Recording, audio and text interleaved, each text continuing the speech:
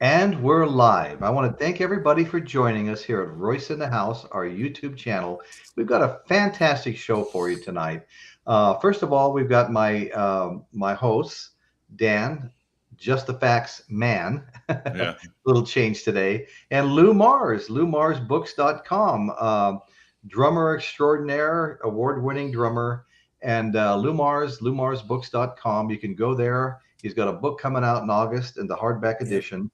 And he's got some great stuff going on. Award-winning drummer. Dude, Anyway, so shit. we've got two additional guests tonight, in addition to the host. So there'll be five of us on tonight.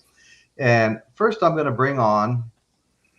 This is Eric Knudson, and Eric is in a band called Desolation Angels, and they're a bad company. There it is. So say hi to everybody, Eric, and Hi to everybody. Eric in the house. right on. So Eric's in a tribute band, and we're going to bring on the next gentleman, and his name is Brian White. And Brian is also in a tribute band called Kill 'Em All, and it's a Metallica tribute.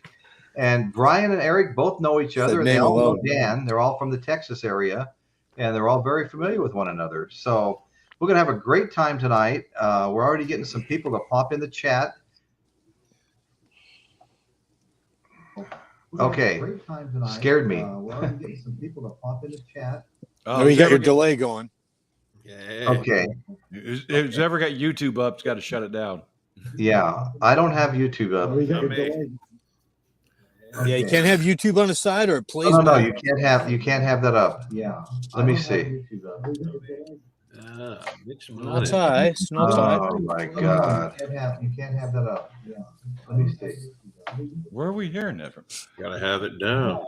Oh my God. I like Royce's delay. Oh my God. Okay.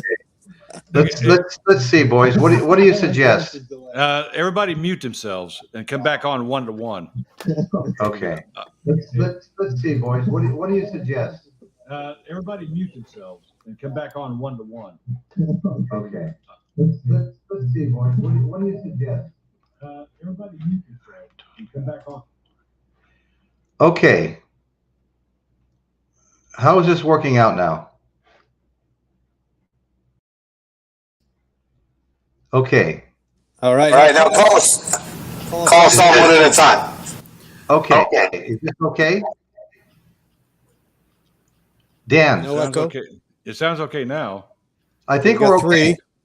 Okay. Well, let's I see think about we're the okay. next two. I'm back. Yes, you are. All right, come. I've got to keep my hands off of everything. I'm gonna move the keyboard. Wait, I'm gonna move the keyboard where I can't even reach it. Okay. Eric, how you doing down there, man? All right. There's a mic check. I think so. All right, we're back. We're back. Okay, so let's get the show going, and let's see. We've got Brian and Eric both in tribute bands, as I mentioned before. Brian's in a Metallica tribute band, Kill 'Em All, and Eric's in a Bad Company tribute band, Desolation Angels. So, which one of you guys would like to go first? How about Eric? Let's go ahead, Eric. Let's talk about your band, how long you've been doing it, and just a little bit about your career.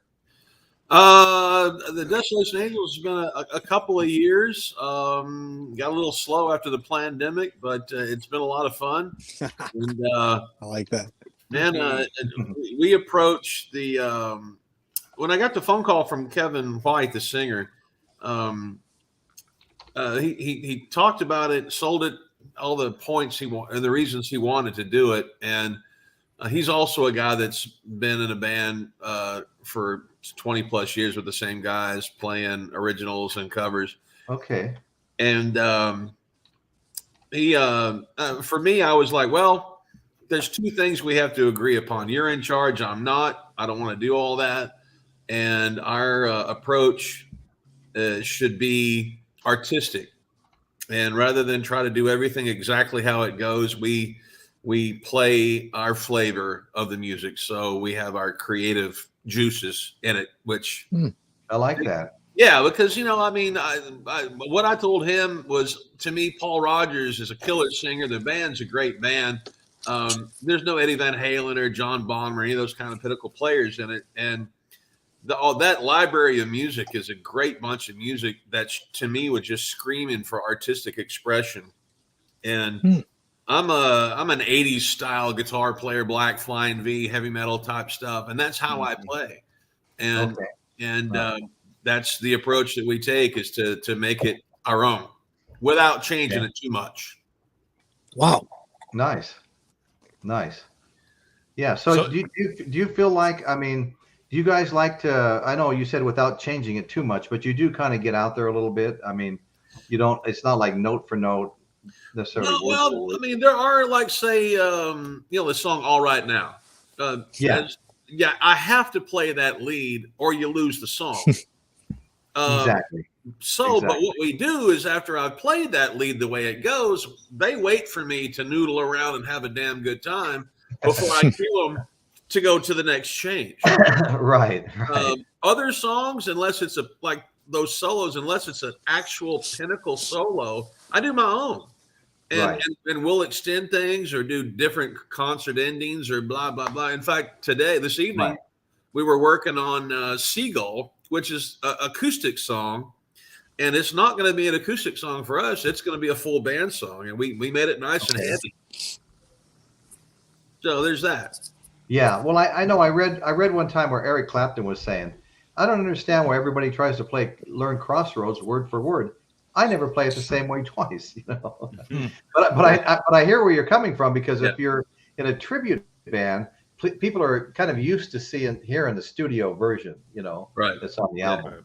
There's those people that want it to be exactly how it goes, and there are people that find it very refreshing to hear it live, that I've never heard it that way. Yeah, exactly. Yeah, exactly. Yeah. I like all different ways. Like Jimmy Page, whenever he plays Stairway to Heaven, it seems like it's never like the studio version. There's so much. It's so different, actually. Sometimes. Yeah. Well, that's being creative, but I mean, one version no better than the other. Right. Yeah. So you're the type of tribute band that's not trying to duplicate the exact look or sound. But not at all. Our Kevin White is a large individual who this is his own quote. He said, "I look like I ate Paul Rogers."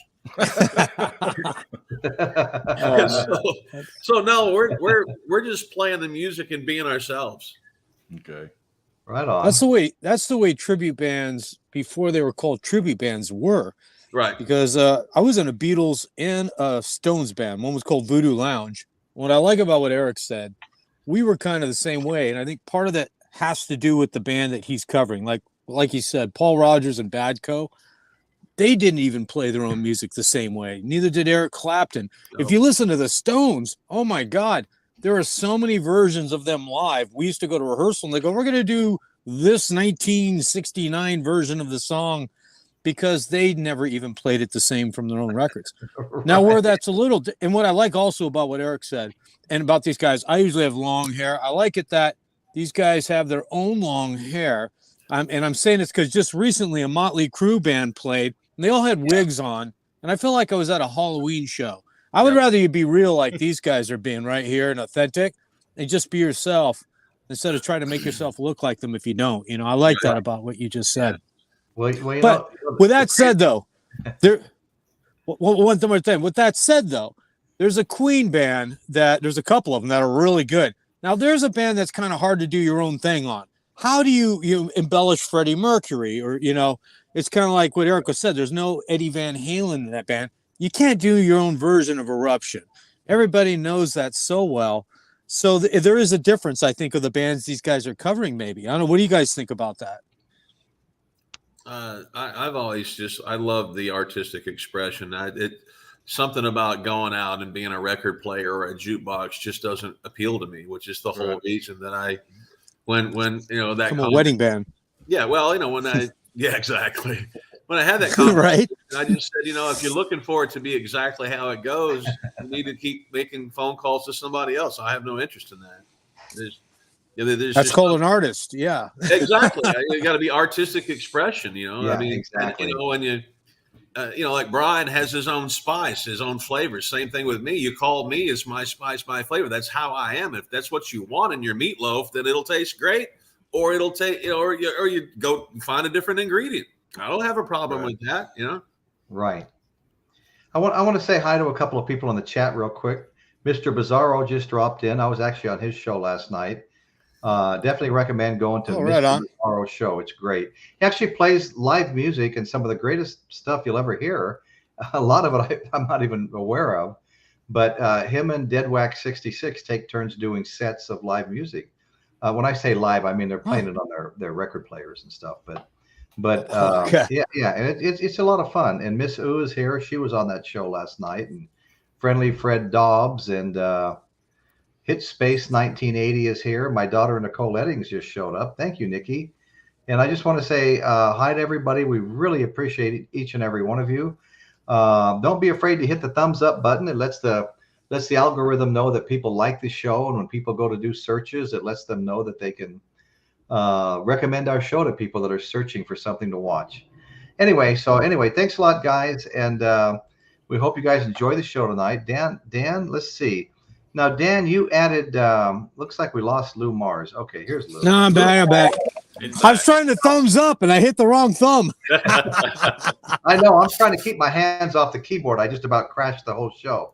Hey, Dan, you've got a video here. Now, whose video is this that we're going to watch? This is a video of Eric on Comedy Central. If you want to, right on. If you want to add a little more to that, Eric. Yeah, I'll bring this up. Yeah. Okay, you guys ready to start this and watch it? Well, let him give a preview of it first. Okay, Eric, right on. Alex Raimondo is a friend of mine since second grade, and his comedy career got to the point to where he needed to step up to Comedy Central, Showtime, HBO, that kind of stuff, these 1 hour specials.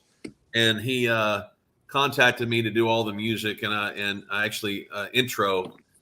And this is called Hispanic. It's in Mexico. It's a great comedy hour. It tied with George Lopez for Comedy of the Year, actually. Wow. Yeah. Awesome. Nice. All right, here we go. What a name. Okay, good.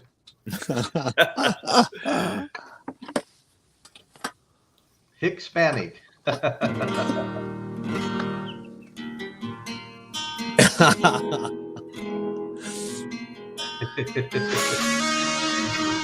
Oh, nice.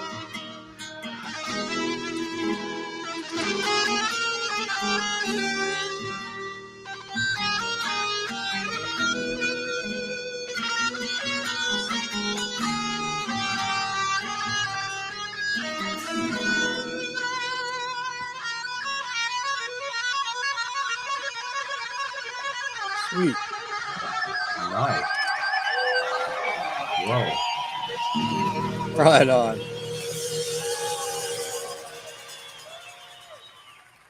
Ladies and gentlemen, senors and senoritas, please welcome to the stage, Alex Raimundo!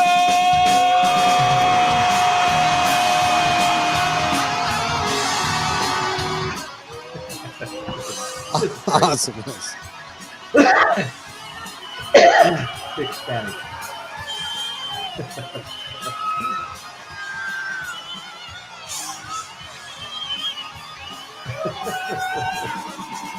This is too funny.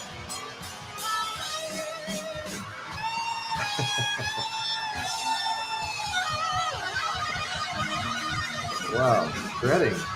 Nice. Nice. Little whambo lay there. Yeah. Turkey! That was like a chapter out of Sam Kinison when he used to open up and That have was a great. guitar player Yeah, rocking, awesome. man. It's great. Such memories of that, man. I'm standing on that riser and my legs are so weak because I'm the riser was on wheels. Oh, wow. I love it. Going on, like, don't move the riser, man. Right? It looked great. Yeah. You're standing on the main, weren't you? That was like the mains of the place. It looked It like. was just a wooden thing that they made, and I'm basically standing on shit. a wire with a monitor underneath me. Yeah, but it worked out well, man. It was It looked great. 4 sold out shows. That was Yeah, great. It- Yeah, it- that really it- was. it did very well, and a second one was made called Red Mexican, and Rednecks. yeah, man, there's a lot of great history with that, and man, it opened up all kinds of commercials and jingles, and on the set of Red Mexican, a guy showed up with a bottle of tequila that had never been imported into the States, and that became what is now known as Number Juan tequila that I was the seed investors in. And, Right on. yeah. I think it's pretty much almost in every state across America now. It's bizarre the different ways you can make a buck in music. You never know. Yeah. There are Amazing. different ways. Yeah. It's those phone calls where they come in and like, man, I like Brian. I can play multiple instruments. I play drums, bass, guitar, have a studio. I actually have a Hammond organ in my house as well. Oh, nice. Yeah. Nice. M3 Hammond. And that just takes you to church.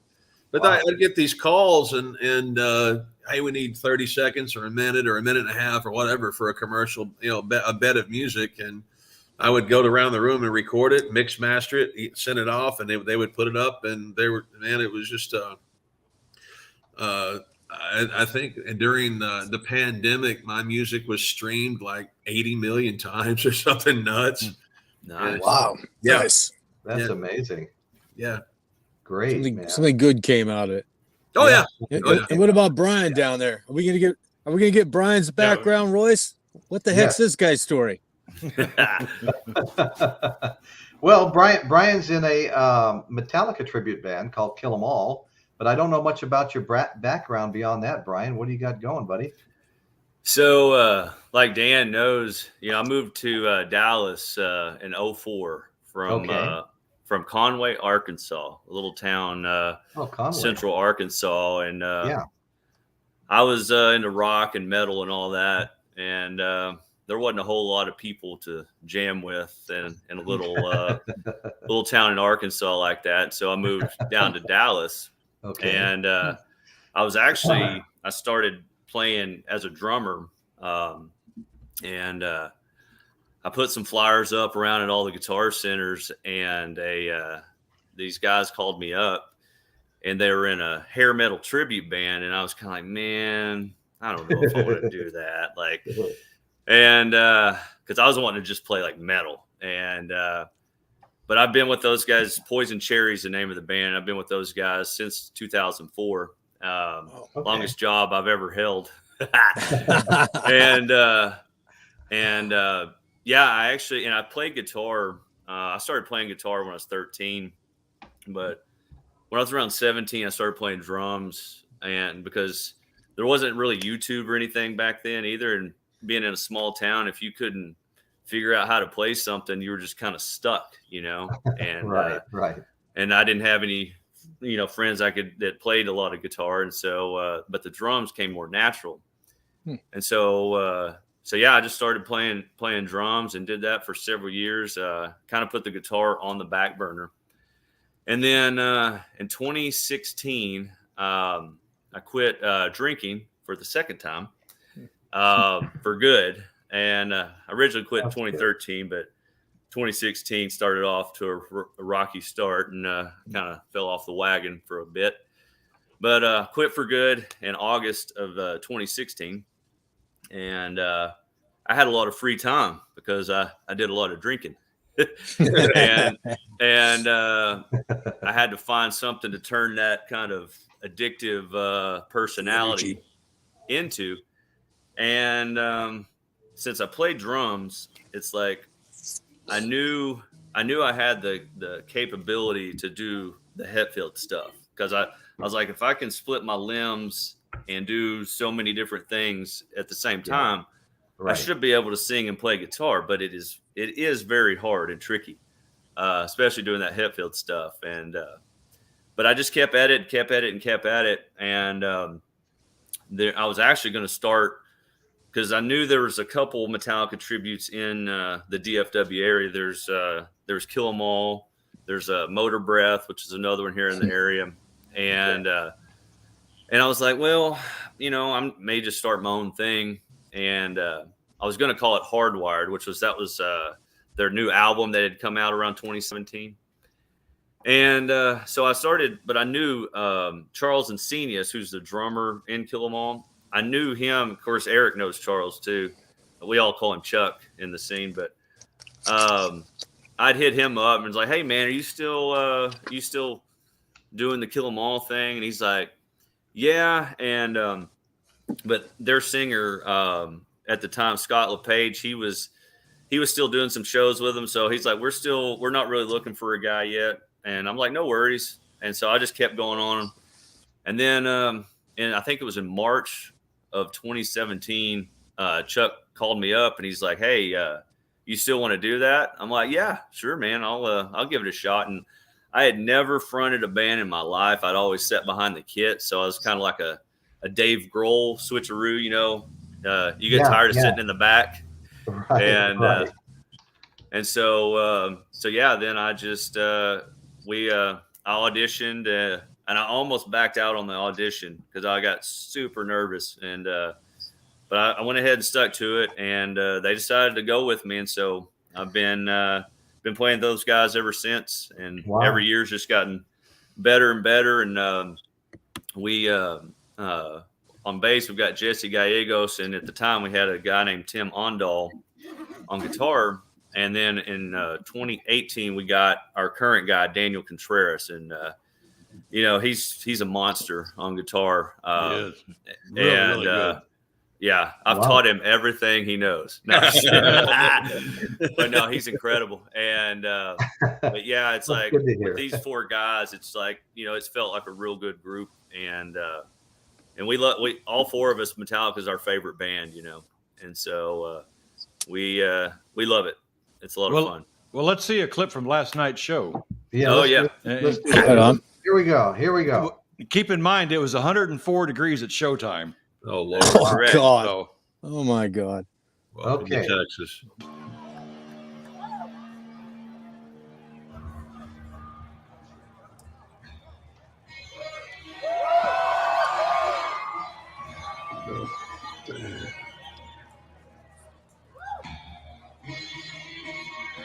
No. Wherever I May Roam. I love this song. I'm a huge yeah. Metallica fan myself. Big room. no, it's huge. Several thousand fit in there. Wow.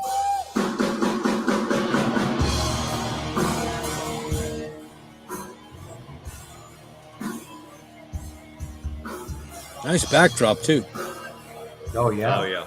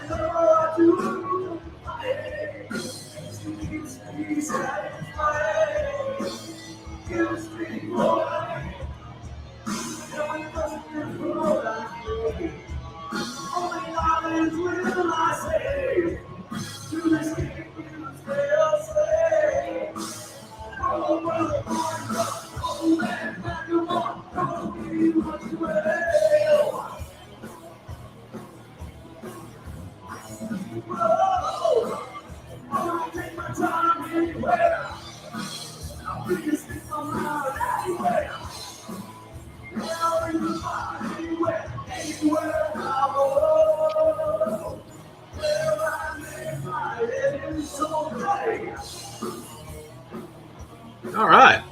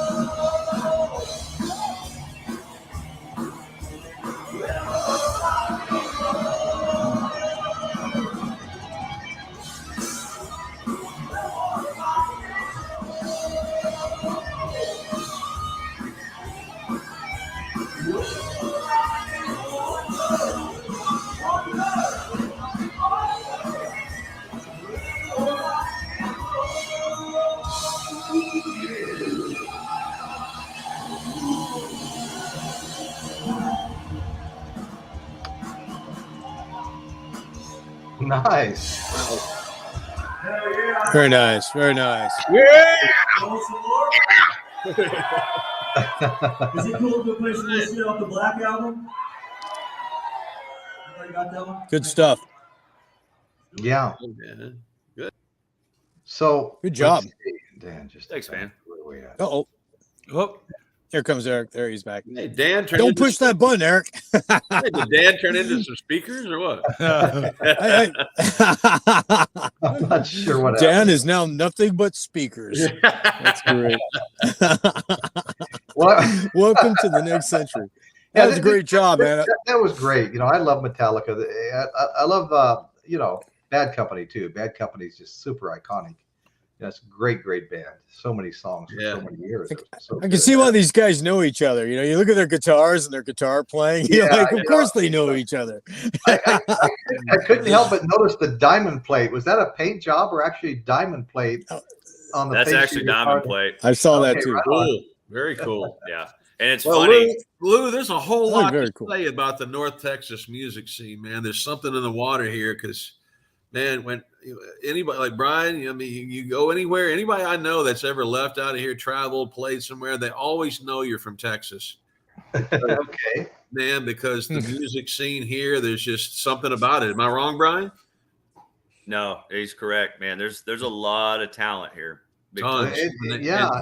And it's a North Texas flavor, man. It just shows. Yeah. And there's a big audience for that talent, it looks like, too. Oh, yeah. Wow. That's a how big many- venues how you many guys got people- going. Yeah. How many people would you say were at that show last night? I mean, I don't know, Dan. What do you think? I'd say at least a couple of thousand. Awesome. That's a big turnout. Because I'm telling you, that's a huge turnout. I had to park 2 blocks away, and that's never happened before. Yeah. And how hot was it again? Yeah, 104, and it still drew a crowd like that. I actually thought the attendance was going to be down because of the heat. Yeah, but no, it was packed. Well, I got to give another quick shout out. I do this periodically. We've got a couple of other great podcasters in the audience here. Eddie's Physical Media Talk. Eddie's Physical Media Talk has a great YouTube show, and Caitlin Stoddard, Caitlin's Corner, comes on twice a week, and Kate's a lot of fun, a good friend of mine. Anyway, so that's we'll move on. I hope I didn't interrupt you guys too much. Another thing about the Dallas-Fort Worth music scene, you've got this core of people that have been around for years that almost guides the music scene. When I started to Ride for Dime, guess who my secretary was? Oh, is that right? Yeah, Brian kept it all legal and made sure the money went where it's supposed to go. And right on. When I did Ride for Dime, there's so many bands I could choose from, that wanted to donate their time. Everybody wanted to donate their time, and you just don't see that a whole lot nowadays. But it was Dimebag though, so that was yeah. Oh yeah, Dimebag, yeah. Well, I have to ask you, Dan. It might sound like a silly question or even a stupid question, but where was the money supposed to go on the Ride for Dime? Well, we had several charities. Our biggest one when I was there, when I was in charge, and when Brian was there, was Little Kids Rock. Oh, okay. That was we gave $10,000 one year to Little Kids Rock, and that's way cool. Yeah, that's fantastic. Yeah, we purchased like 200 guitars. Well, Little Kids Rock did with our funds.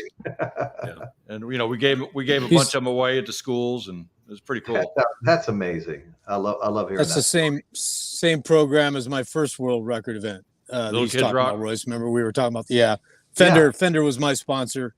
And Cayman Music, who basically makes everything. They make Fender, Yamaha. They were my sponsor, and they are big on Little Kids Rock. The only negative thing about Little Kids Rock is they're really good at the national. Where I got some complaints on it was a lot of people didn't feel like it gave as much locally or regionally. So there are organizations, and if you don't like that, my response to that is start your own. Then, there's so many things that you can help kids locally. Just do it yourself. It's very easy to do. So if you're going to complain about that, then do something about it. It's my answer to that. Lou, I just barely touched on it, just when I introduced you, but I would like for you to expand a little bit on the stuff that you've been involved with too. The last 10 years, I'll just do the highlight reel of the last 10 years. Let's do that. We got 2 marathon drumming events. The first one I played for 108.5 hours, 5 days straight, 4 nights. I was playing Metallica on day 4. Only 30 seconds between songs on a break. Longest break, legal one, because you can't restroom stop, was 45 minutes. I averaged 10 minutes after accruing 5 minutes every hour. I was, because of that, one of only 5 drummers in the world to ever play 100 consecutive hours. Still am. And then those 5 drummers got together in Portugal in 2017, and we played all together for a record to help the kids in Syria that were war-torn get out of the country. We gave all the money to them. And we broke that record. And the boys played to 100. I played to 82. I had a broken wrist on day 2, but I played with the broken wrist all the way till 82 hours to break the record before I exited. Yeah. And then in between that, nominated a Grammy for Warner Brothers on a video for those guys in a gospel band of all things. And then I was the white drummer. And then reality show Victory, National Drum Off, Drum Your Way to Hollywood. And then was in some documentaries, Moody Scott, Motown, in between, blah, blah, blah. Got a book coming out in August about all this crap that you can pick up, or you can just go to lumarsbooks.com. And just like these guys, I'm no different. I play my heart out just like these men down here below. We do what we love, and we're fortunate that we've been able to make a living at it. And you don't have to be a #1 Billboard hit to be a success. That's a facade that people like. They'll go, who are you with? Were you with Journey? Were you, and you're like, no, no, I actually played for a living without being in a name music, separate accolade, just like these guys. And that's what's important about this show about tribute. I'm going to flip it back because this show's not about me. the shows about tribute bands right now, and the tribute bands get a lot of flack. And I'm one of the guys that'll dog tribute bands sometimes. I'm not gonna lie to you. But what I like about tribute bands is like what we just saw. Now that was quality shit. That was a quality tribute band. I like that. It sounded good. It looked good. I didn't see a bunch of dudes in wigs making it look like a clown act. I don't like that. That bothers me, man. I'm just saying. I don't want to. I take my music seriously, and I don't want it being a joke like Spinal Tap. Now, if they're going to get up there and they're going to play like these guys are doing, I'm all about it. I think it's really cool. And yeah, we all can't see Metallica, or the prices are up to the roof to see some of these guys, but we can see these guys. I used to go see a guy do Alice Cooper. He did a great job, and it wasn't a tribute yet then, but I went to go see him, and I appreciated it. He did a great job.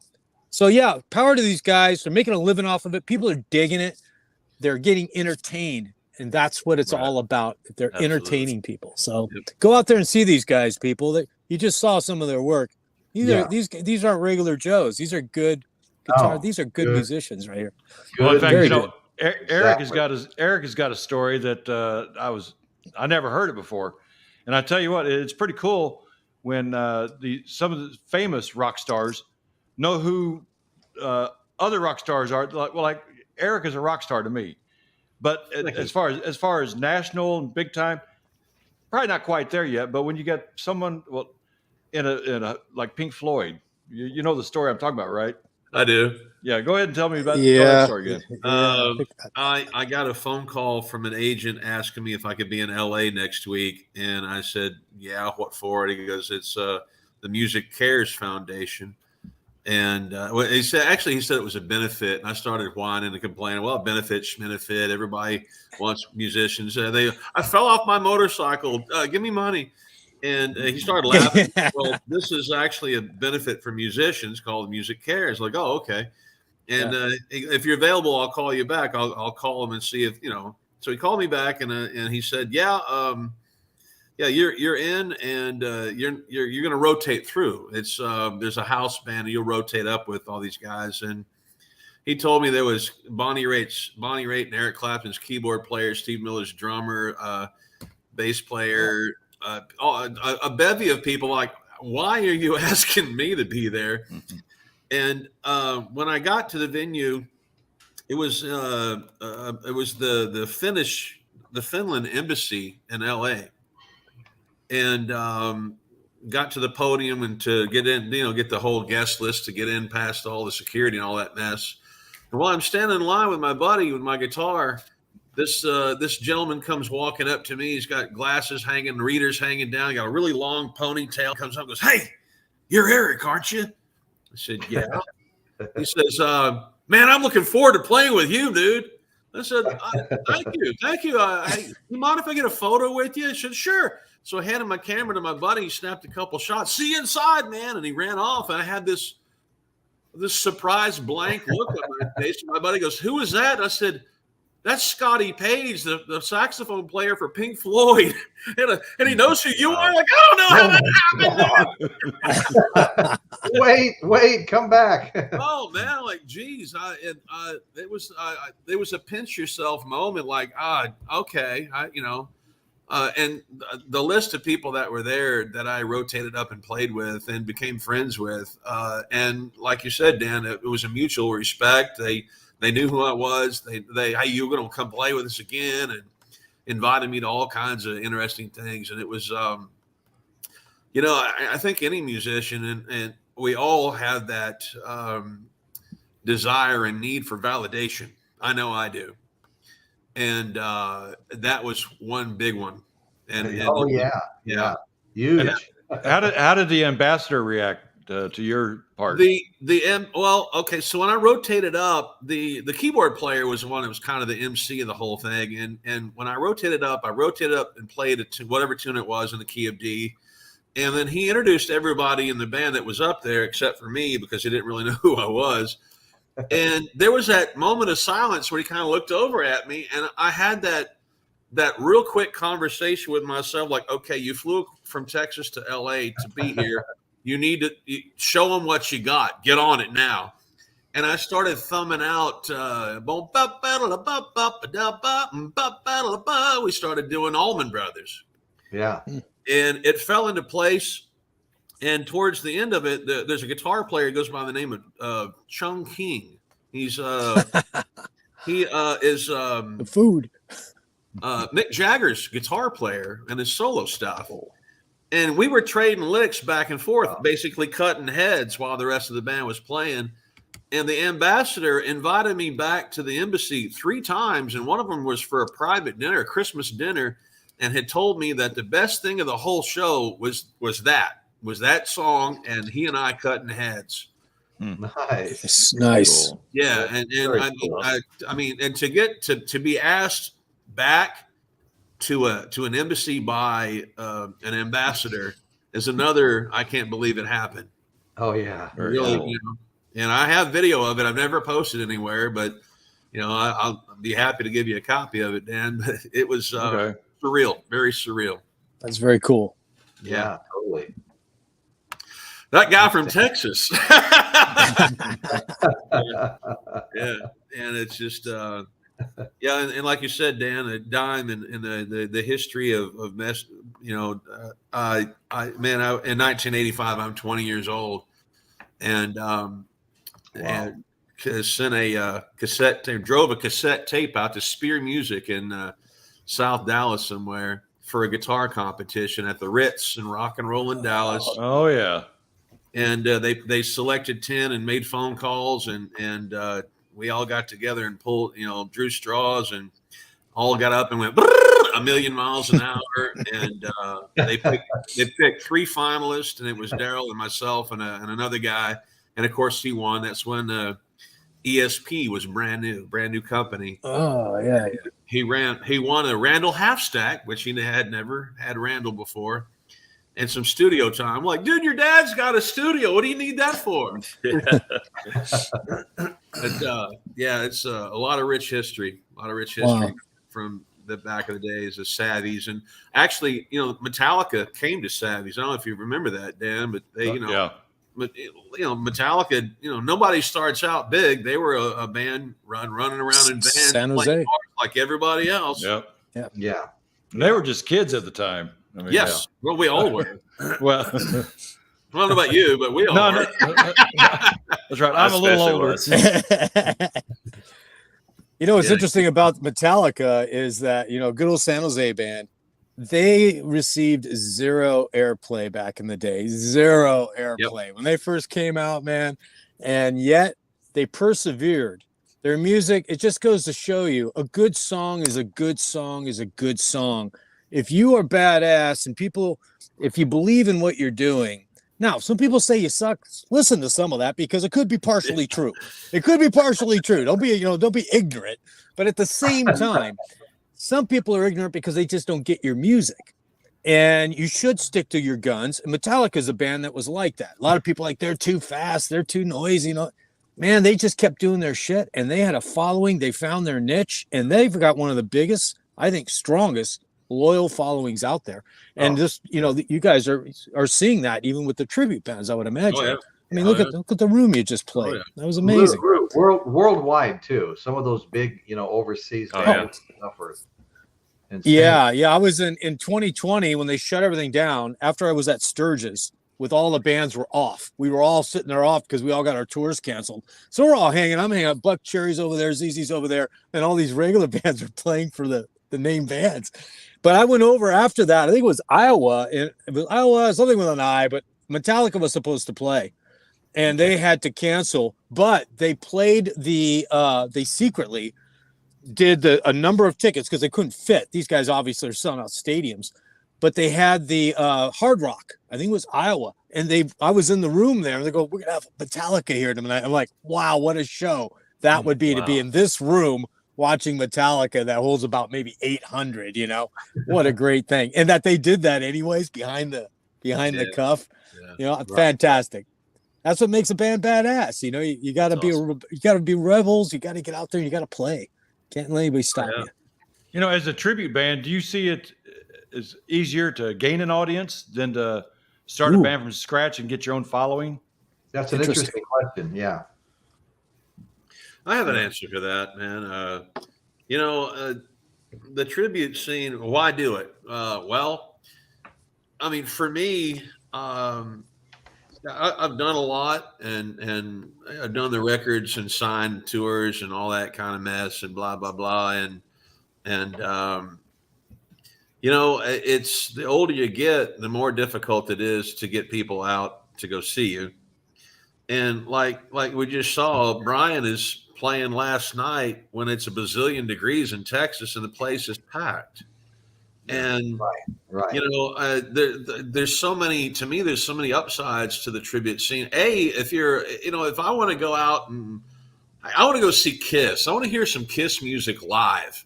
Oh man, there are bands around here that do it up great. Christopher Paul and those guys, man, they nail it, man. And you're not going to spin an arm and a leg to do it. But as far as for me being on the stage to do it, like look at the video that he just played. The stages, the PA, the lights, they're top notch. You've got monitor mix and all that. It's line array PA and young guys that'll help you get your gear on and off the stage. I mean, what's the hell is that? That's amazing. And I really like the knowledge transfer. I'm 57 years old, man, and these guys, these sound guys that are in their early 20s, they come and look at my half stack amp. It's all paisley hippie looking stuff. And I say, man, if you put a microphone on the speaker and then run this DI box and mix between the two, it'll sound. It's my own sound, like how Tom Schultz has his sound. And they go, I don't know who that is. Oh God. Okay, like where's your line out? Where's the line out? The monitor mix guy comes up and says, "Hey, do you have any tracks?" I'm like, I never shot up. I said, "No, dude, we actually sing and play. I mean, what you play your own shit."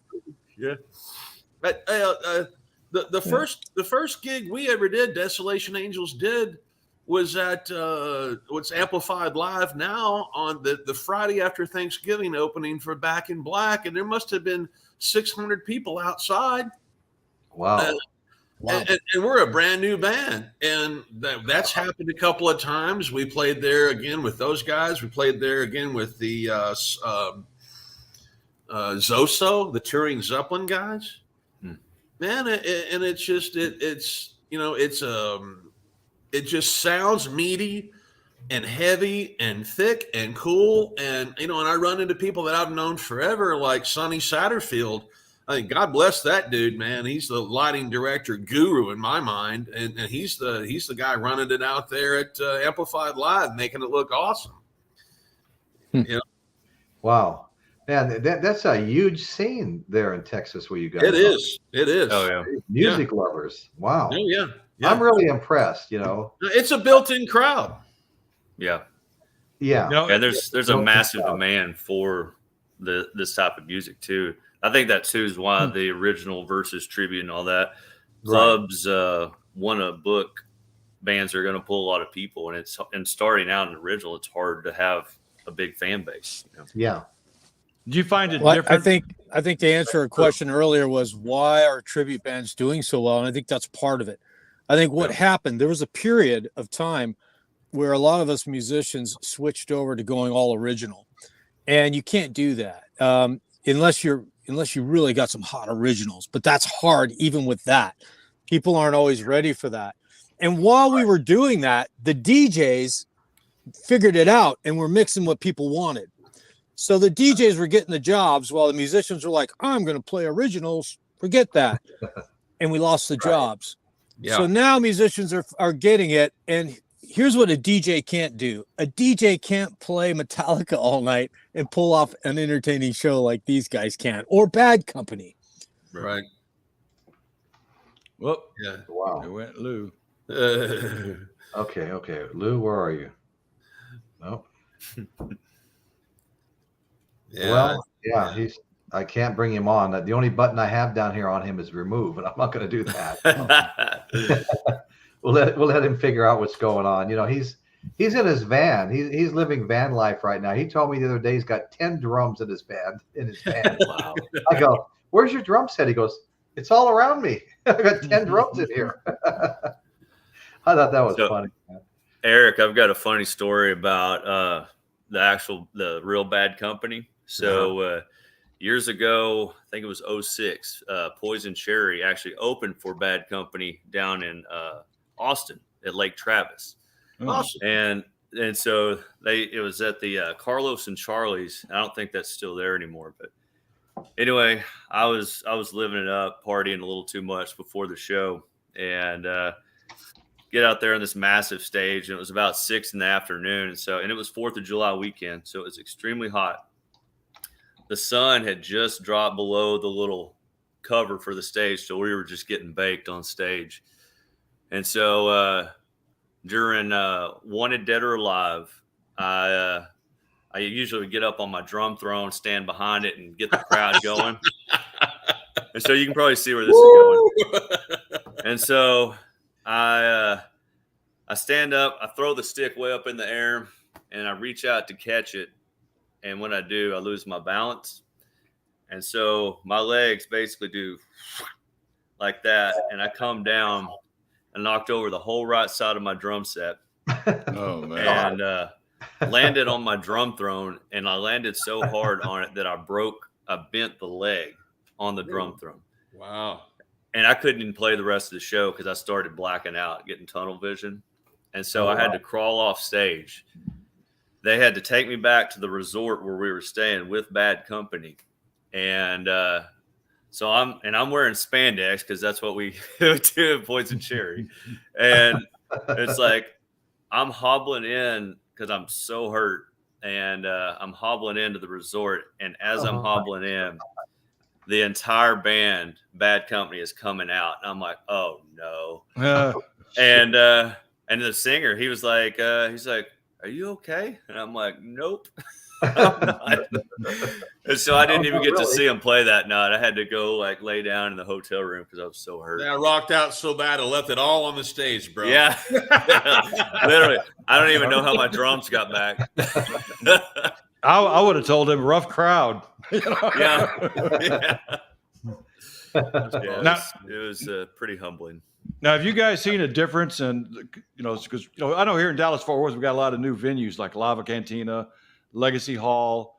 There's several of them popping up. They're mid-sized venues, I guess, versus like clubs down in Deep Ellum. Now, yeah. See, because Deep Ellum used to be the thing. That's where everybody went to book bands. And, and now suddenly people are being drawn away from Deep Ellum into these mid-sized venues. Now, the way these venues treat you, is it different than the way the clubs used to treat you? Because the clubs used to have rules like, well, the band has to sell so many tickets. We only want X amount of cover tunes, X amount of originals. They used to have a laundry list of things that the bands had to do, at least for the local clubs. Now, is that the same for these mid-sized clubs? I mean, mid-sized venues? I haven't experienced that. And most of that's been Deep Ellum that I've noticed. Because I used to hate dealing with clubs. You might be in a small club. You might not even have a stage. You might be put back in a corner somewhere, at floor level. There'd be no accommodations for the band, like lights, things like that, But, you got these new mid-sized venues we have in Dallas-Fort Worth, and it's state-of-the-art, So, Oh, yeah. So I think if you get in these mid-sized venues, I don't know if the money's better or not, but at least the settings are better. Yes, and yes. He'd have to hold a gun to my head to get me to go to Deep Ellum. Yeah. Yeah, that's what would happen if you went to Deep Ellum. So yeah, exactly. Yeah, my wife and I were down there about a month ago. It was on Friday the 13th, and we rode our motorcycles down there, and literally an hour after we left, 3 people got murdered in this exact same parking lot we were at, 2 spots over. That's crazy. And because the next morning, a buddy of mine texted me, he said, "Are y'all okay?" And I'm like, Yep, I'm good. And I had no idea. I saw it on the news that next morning that two or three people got shot. It used to be such a cool scene down there at one time. Everything was so cool. The venues, the people, Hare Krishna out dancing around the streets, and just I mean, everything was really neat down there for quite a long time. And the what I remember, and I don't remember if it was the 90s or the early 2000s or what, but it seemed like when the 4 o'clock in the morning after hours hip hop stuff was going, that's when it turned into trouble. Yeah. Yeah. It was, in fact, it was early 2000s. I know Aska had a show at the Galaxy Club on Main Street. And of course, you got to load out at the front of the club onto the main street. Yeah. They didn't really have a back entrance. So they got all the equipment on the sidewalk. And I go outside just to kind of keep an eye on the gear. You couldn't drive a car down Main Street. It was all people, and they weren't the nice people. Yeah. I mean, they were troublemakers. So we had to guard the equipment, and I've heard so many bands get their stuff stolen from down that area. U-Hauls taken. So I don't know why anybody even go down there anymore. Nope. No thanks. And I hate that, because like Eric said, I mean, it has such a great history. And it's been a really cool place, but man, it's just unfortunately not safe right now. Yeah, that's where Dallas music was born. 100 years ago. Yeah, and that history is pretty much just history now. I mean, that was a big reason I moved here. Is a buddy of mine that I went to college with there in Arkansas. He was really raving about the Dallas scene and Deep Elm and all that. And when I moved here, that was in 2004. It wasn't terrible, but it's kind of gone downhill. Wow. Well, I think it's one of the good things about social media nowadays that everybody's not focused on one part of town anymore. It's more spread out throughout the Metroplex, but we can all keep touch now through social media. When before, you had to look to the papers, who's playing where. It's more difficult to follow. With social media, it's much easier to follow now, no matter where in the because DFW is a huge area. Yeah, sometimes you get conflict of interest. There's a show in Fort Worth you want to see. Well, there's one in Dallas I want to see too. There's so much to select from down here now. Yeah. Oh yeah.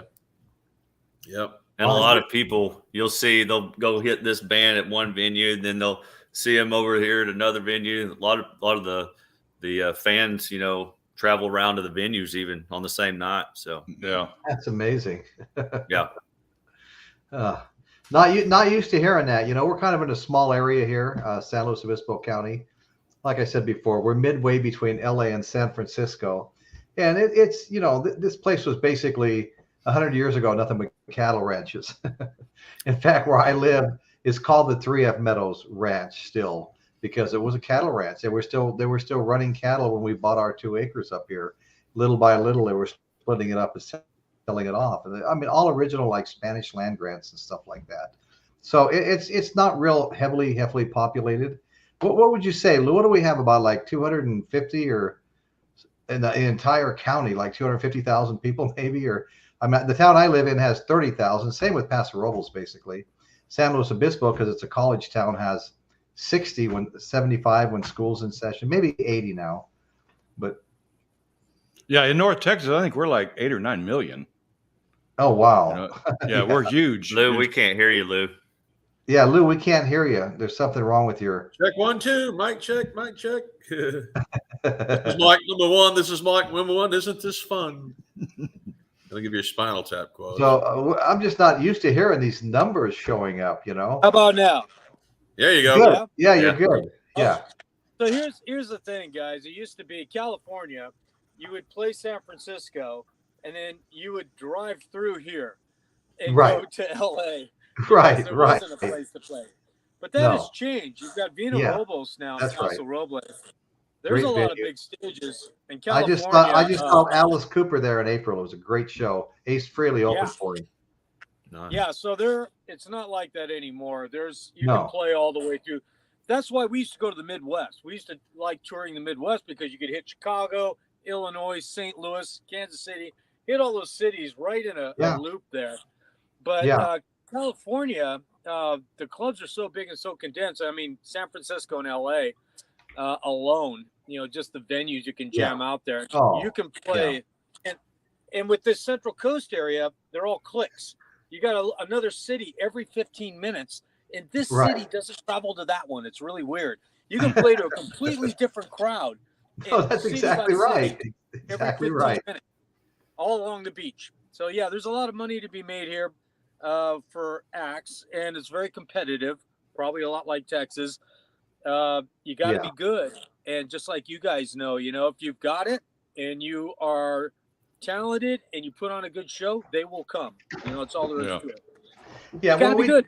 we do get some really good shows here. Lou mentioned Vina Robles, and it's basically a winery, but they built an amphitheater there. I saw, like I said, Alice Cooper there, Ace Frehley opened for him. We have that, and they've got a constant stream of people coming in. We're not that far from the Santa Barbara Bowl, another constant stream of people coming in. But the club, just the little clubs and stuff, get great acts. I mean, I saw Dick Dill, King of Surf Guitar, at Slow Brew, and you could just walk up and stand in front of the stage and watch him play. Him and his son, Oh, you became a dickhead, huh? Yeah. Every Friday night, because of the 74-degree average weather in the Central Coast, they have year-round outdoor venues. Shell Beach has got a gig every Friday night. Got a few thousand people out there. Plus, you've got the stages out there at the hotels and the resorts. Yeah, you can make bank. But like I said, it's competitive. You guys would do great out here. If you would. Yeah, he's right.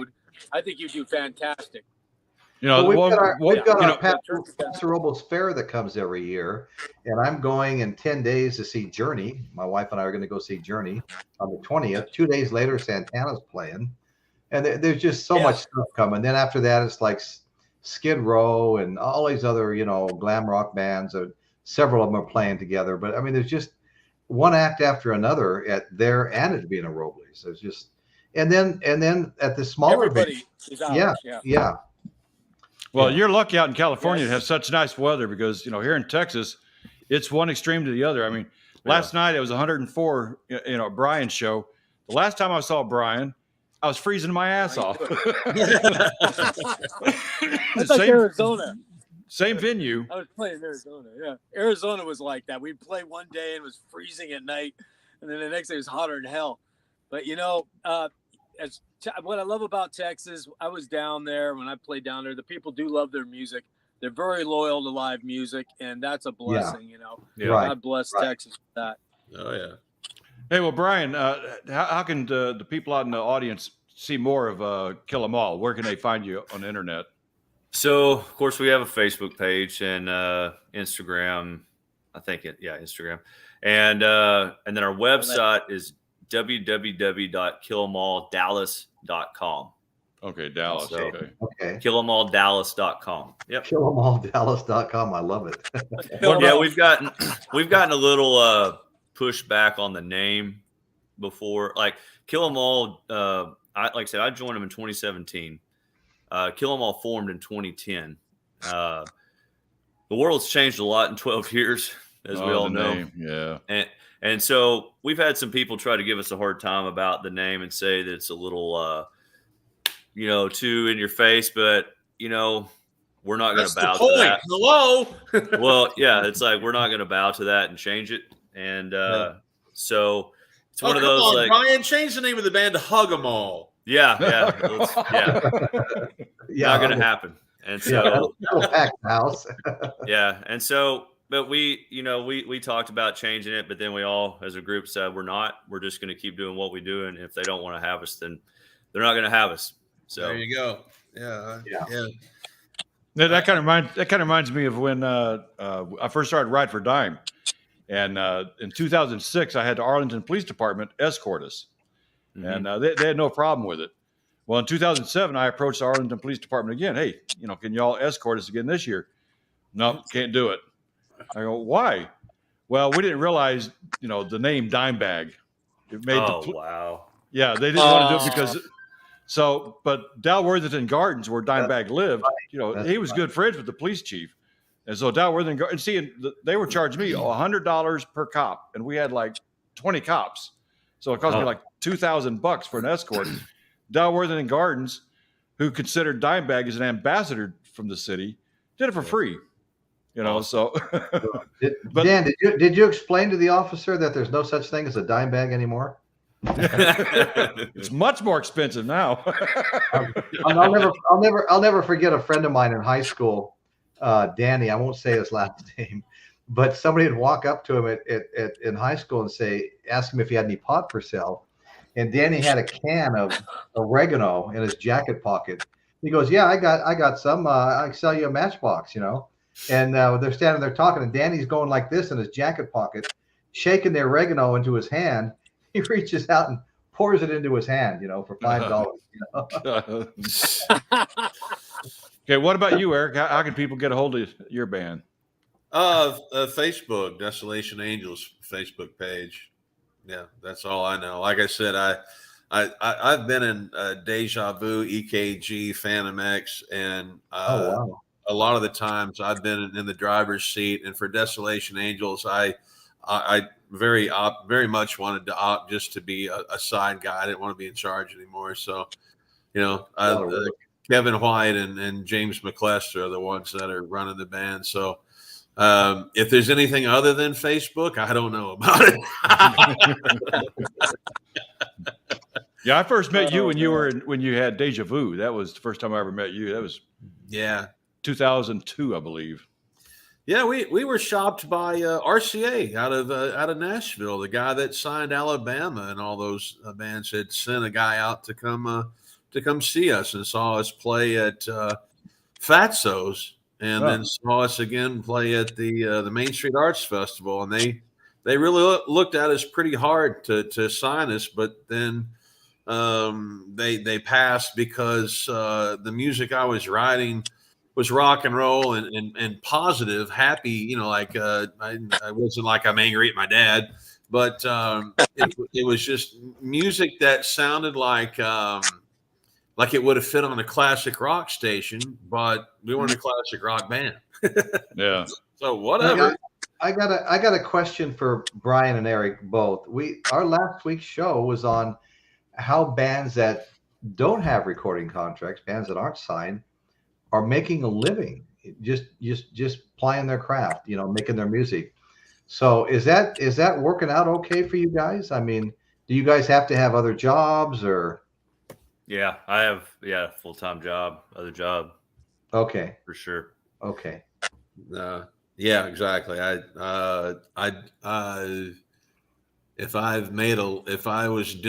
it was my source of income, it was the belt was pretty tight. Because I tell you, I've met a lot of very, very successful people in my life, and you know, after a few beers, they can really open up to you, and you really start to see when the smoke machine and the lights and the stage shut down, what kind of life it really is. And man, yeah, I tell you, dude, it's people that are dedicated to it. That's great, but man, I've seen people who played for major artists look at you and go, "Hey, man, I don't have enough money to buy the next round of beers. Can you buy?"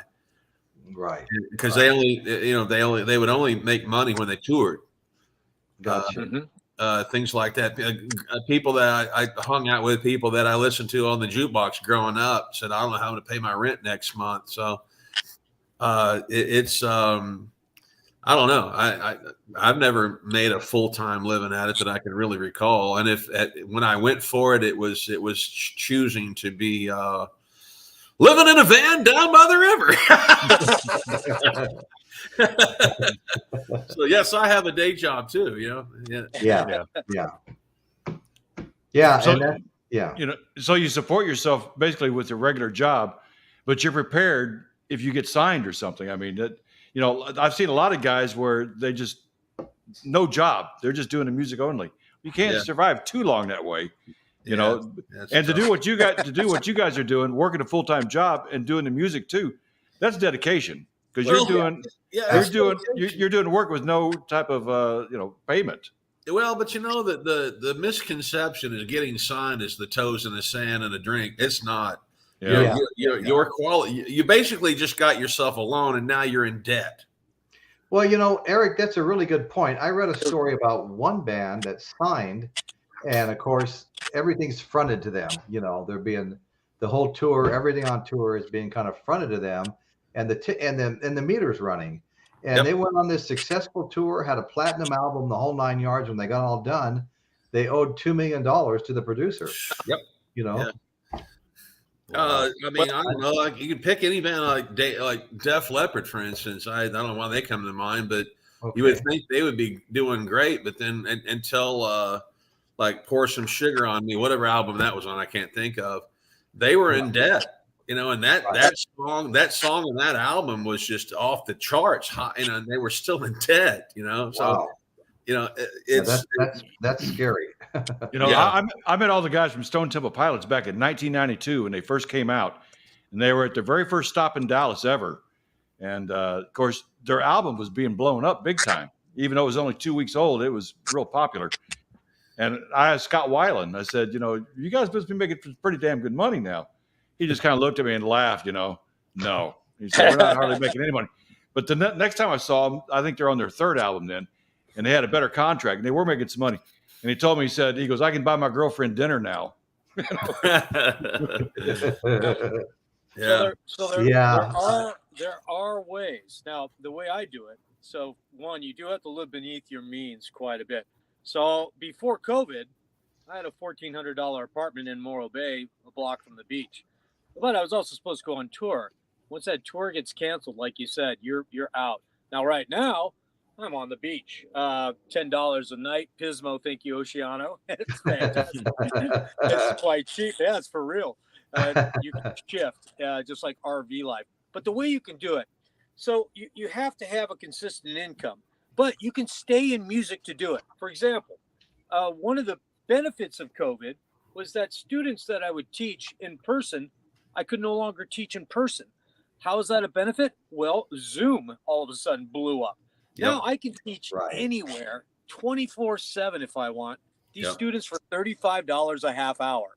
Yep. That's what I do. So when I'm not playing live, if you go to musichousecall.com, that's my website. You teach, you make videos. So there are ways. I just want to say for some of the musicians out there, don't be disappointed. Yes, you got to have job. You got to have something of regular income. Now, the holy grail of income for a musician is 24/7 income when you wake up. How do you do that? That's residual income. Mm-hmm. That's where it gets a little tough with tribute bands because you got to sell your music and you can't sell somebody else's music. But these guys can still be recording on the side, which they have. And although you don't make a lot of money on it, I had a couple songs hit in Mexico and the UK that went on rotation. Got $200-300 a month in royalties. So don't give up, folks out there. There's a reason they call it recording artist and not recording musician. Yeah. You have to think outside the lines. You got to be aggressive. And yeah, it's not shameful to work a job while you perfect your career or look for opportunities. There's nothing wrong with that. And there's nothing the other way. Be living beneath your means to, stand for what you believe in. They're a win-win either way. They're just different pathways. That's all. Yeah, absolutely.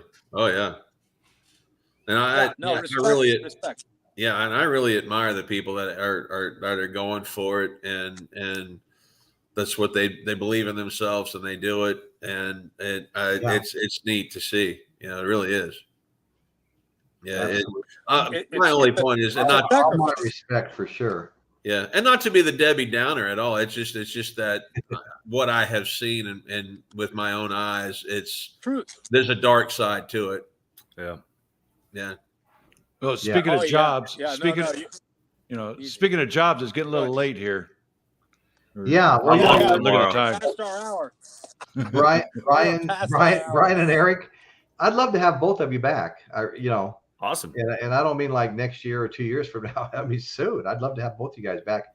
Really, really enjoyed having you on the show. Oh, it's a pleasure. Thanks for having us. Everybody in the audience has enjoyed this. And my co-host Lou Mars and co-host Dan McNew, who was the connection to get you guys here. We really appreciate it. And I really thank all of my co-hosts. I really thank you guys. And I thank everybody in the chat. And please, if you haven't subscribed already, please subscribe to the show. Hit the thumbs up button. It lets the algorithm know that when people go searching for shows to maybe suggest our show to them, it just helps the channel to grow. And I really appreciate everybody being here. There's a great chat tonight. I didn't get a chance, but I wanted to give a shout out to Rachel's Ghost, good friend of mine. She's got a great podcast. And I've been on her show a few times, and she's been on here a few times, and she showed up tonight, and it was fantastic. Denise Kennedy, thank you for showing up. We really appreciate everybody in the chat. We love you guys, and that's what's going on in Royce's world today. I'd like to give one shout out, if you don't mind. Absolutely, go ahead. There is a place called the Arlington School of Music. I'd like to give a shout out that I support, and several friends. It's a couple of great guys that are teaching over there. And if there's a guitar you want to give away, a drum you want to give away to kids, man, Arlington School of Music is the place to do it. Yeah. Wow. You got any shout outs, Brian? No. and that's okay too. That was so real. Love to give a shout out to Brian. Yeah. Yeah, me. Absolutely. Great show, guys. Fantastic. Well, Brian, when is your next show? Do you have a next show scheduled? We do. It's actually in Shreveport, Louisiana, and yeah, we're playing out of town because we're just kind of weekend warriors, and we're playing Shreveport, and then I think Lubbock the next weekend, and then I think we're back in town August 20th at Amplified Live, and so that's a really y'all mentioned that venue. It's a really nice place. That's another thing to discuss. I mean, you're traveling from Shreveport all the way to Lubbock when gas prices are so high. So that's a whole nother subject. How does that affect traveling bands? We could almost do a show on that. Yeah, exactly. It's like the joke I think I told you earlier, Dan. It's like you had a show get canceled and you saved $200. Yeah, it's tough when you need to work and you can't afford to buy gas to go. Yeah. Yep. Eric's too real, Eric. That was too real. Okay, guys. Well, thank you very much. I want you all to be back very soon. And we're going to call the broadcast. And thanks, everybody. Really appreciate you all. Thanks, guys. Thank you.